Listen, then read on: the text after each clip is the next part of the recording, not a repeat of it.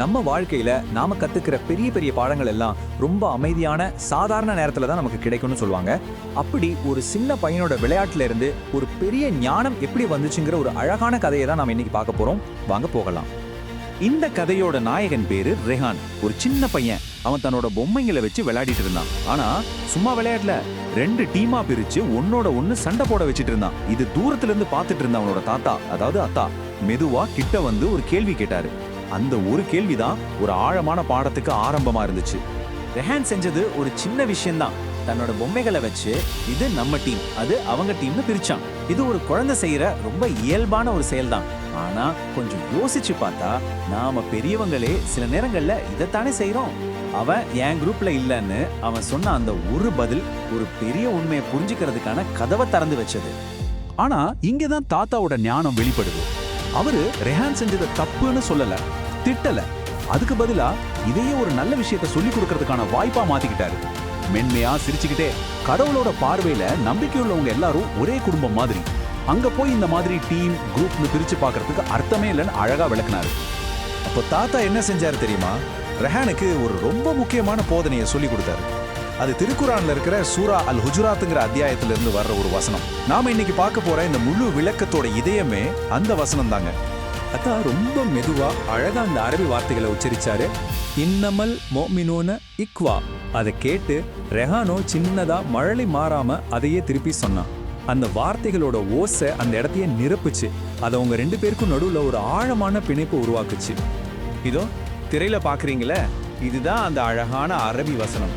இந்த வார்த்தைகளோட புனிதத்தை ஒரு நிமிஷம் நாமளும் உணர்வோம். இதுதான் நம்ம பேசிட்டு இருக்கிற இந்த போதனையோட அஸ்திவாரம். அப்போ இன்னமல் முஃமினூன இஹ்வானா என்ன அர்த்தம்? அதோட பொருள் நிச்சயமா நம்பிக்கை கொண்டவங்க எல்லாரும் சகோதரர்கள். இது வெறும் ரத்த சம்பந்தம் இல்ல, அதுக்கு மேல நம்பிக்கையால உருவான ஒரு ஆன்மீக குடும்பம் பத்தினது. நம்ம எல்லாரும் ஒரே குடும்பத்தை சேர்ந்தவங்கன்ற ரொம்ப ஆழமான ஒரு கருத்தை இது சொல்லுது. ஒரு குழந்தைக்கு வர்ற இயல்பான சந்தேகம்தான் ரெஹானுக்கும் வந்தது. அவனை உடனே கேட்டா, அப்போ உலகத்தில் இருக்கிற எல்லாரும் என் சகோதரர்களா? அவனோட இந்த ஒரு கேள்வி இந்த விஷயத்தை இன்னும் ஆழமா புரிஞ்சுக்க நமக்கு உதவுது. அதாவது ஒற்றுமைங்கிறது வேற்றுமையோட எப்படி சேர்ந்து இருக்குங்கிறத பத்தி நாம இப்போ பார்க்கலாம். அதுக்கு அத்தா சொன்ன பதில் ரொம்ப ஆழமானது. அவர் சொன்னாரு, நம்மளோட நிறம், மொழி, கலாச்சாரம்னு நமக்குள்ள இருக்கிற இந்த வித்தியாசங்கள்லாம் நம்மளை பிரிக்கிறதுக்காக கடவுள் உருவாக்கல. அதெல்லாம் அவரோட படைப்பாட்டலோட அழகான அடையாளங்கள். ஒவ்வொன்றுக்குள்ளேயும் ஒரு அர்த்தம் இருக்கு. குரான்ல இருந்தே சில உதாரணங்களை பார்ப்போமே. வெவ்வேறு கோத்திரங்கள், விதவிதமான நிறங்கள்ல இருக்கிற பழங்கள், ஏன் வெள்ளை சிவப்புன்னு பல கோடுகளோட இருக்கிற மலைகள், அப்புறம் மனுஷங்க, விலங்குகள்னு எல்லாத்துலயும் இருக்கிற இந்த வேற்றுமை எல்லாமே அந்த ஒரு படைப்பாளரோட கலைத்திறனை தான் நமக்கு காட்டுது. பாத்தீங்களா, இந்த வசனம் அது ரொம்ப தெளிவா சொல்லுது. எதுக்காக இந்த வேறுபாடுகள்? ஒருத்தர் மேல ஒருத்தர் சண்டை போடவா? இல்ல. ஒருத்தரை திட்டிக்கவா? அதுவும் இல்ல. அப்ப எதுக்கு? ஒருத்தர் தெரிஞ்சுக்கிறதுக்காக, புரிஞ்சுக்கிறதுக்காக, ஒன்னா சேர்றதுக்காக. இதுதான் நோக்கம். சரி, இந்த ஒற்றுமை பத்தின கருத்து இந்த ஒரு இடத்துல மட்டும்தான் சொல்லப்பட்டிருக்கா? இல்லவே இல்ல. இது குரான் முழுக்கவும் திரும்ப திரும்ப வலியுறுத்தப்படுற ஒரு முக்கியமான கட்டளை. அதை பத்தி இப்போ பார்க்கலாம். யோசிச்சு பாருங்க, இது எவ்வளவு சக்தி வாய்ந்த ஒரு உருவகம். அல்லாவின் கயிறுன்றது நம்பிக்கையை குறிக்குது. ஒரு பெரிய பள்ளத்துல விழாம இருக்கணும்னா எல்லாரும் ஒன்னா சேர்ந்து அந்த கயிறை கெட்டியா பிடிக்கணும். தனியா பிடிச்சா வழுக்கி விட்டுடுவோம். அதனால பிரிஞ்சு போகாம எல்லாரும் ஒன்னா அந்த நம்பிக்கையை பிடிச்சுக்கணும்னு இந்த வசனம் நமக்கு சொல்லுது. இது உம்மா அப்படிங்கிற கருத்தை இன்னும் ஆழமா சொல்லுது. அதாவது நம்மளோட மொழி, இனம், நாடுன்னு எல்லா அடையாளங்களையும் தாண்டி நம்பிக்கை கொண்டவங்க எல்லாரும் ஒரே சமூகம், ஒரே குடும்பம், நம்மளை வழி நடத்துறது ஒரே இறைவன்.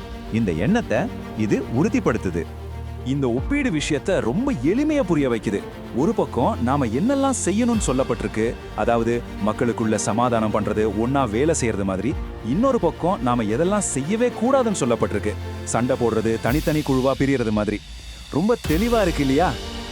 சரி, இப்போ மறுபடியும் நம்ம கதைக்கு வருவோம். தாத்தா சொல்லி கொடுத்த அந்த பாடம் ரெஹான் மனசுல எப்படி பதிஞ்சது, அவன் அதை தன்னோட வாழ்க்கையில எப்படி கொண்டு வந்தான்னு பார்க்கலாமா? இப்ப அந்த காட்சி அப்படியே மாறுது பாருங்க. கொஞ்ச நேரத்துக்கு முன்னாடி பொம்மைகளை பிரிச்சு சண்டை போட வச்ச அதே ரெஹான் இப்போ அவனோட நண்பர்களோட சேர்ந்து ஒரு பெரிய மணல் கோட்டைய சந்தோஷமா கட்டிட்டு இருக்கான். பிரிவினைக்கு காரணமா இருந்த அதே கைகள் தான் இப்போ ஒற்றுமையோட ஒன்னா சேர்ந்து ஒரு விஷயத்தை உருவாக்குது.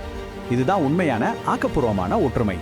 ரெஹானோவோட இந்த சின்ன செயல் குரான்ல இருக்க ஒரு பெரிய உண்மையை நமக்கு காட்டுது.